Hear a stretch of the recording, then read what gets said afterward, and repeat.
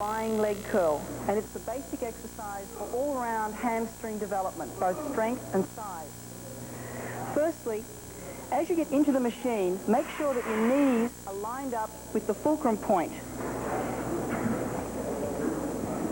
Lie down on your stomach and get comfortable.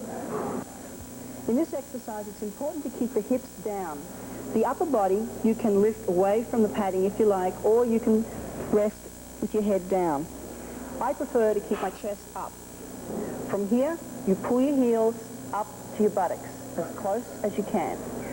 Again, the movement is controlled and smooth. All the way up, squeeze at the top, and lower it under control. The movement affects different parts of the hamstrings through the movement. The first part of the movement, up to here, works the lower part of the hamstring. From here up, the upper part of the hamstring comes into play.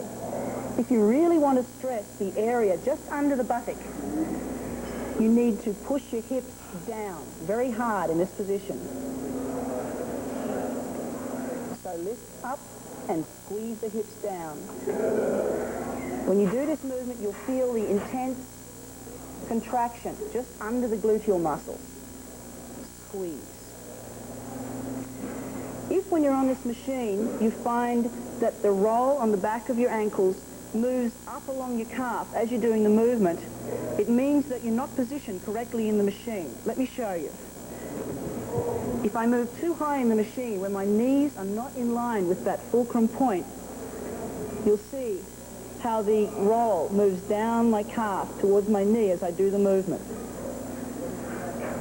You must make sure that you're in the correct position with your knees lined up with the fulcrum point so that you get the full range of motion. Don't forget to squeeze at the top. Squeeze and control as you lower.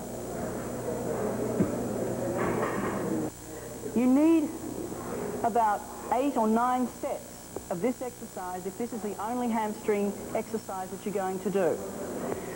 What I would suggest is that you vary how you do the movement, sometimes stressing the lower hamstring by moving very slowly and feeling that first half of the movement, and other times by squeezing the hips down hard at the end of the movement and stressing the upper hamstring.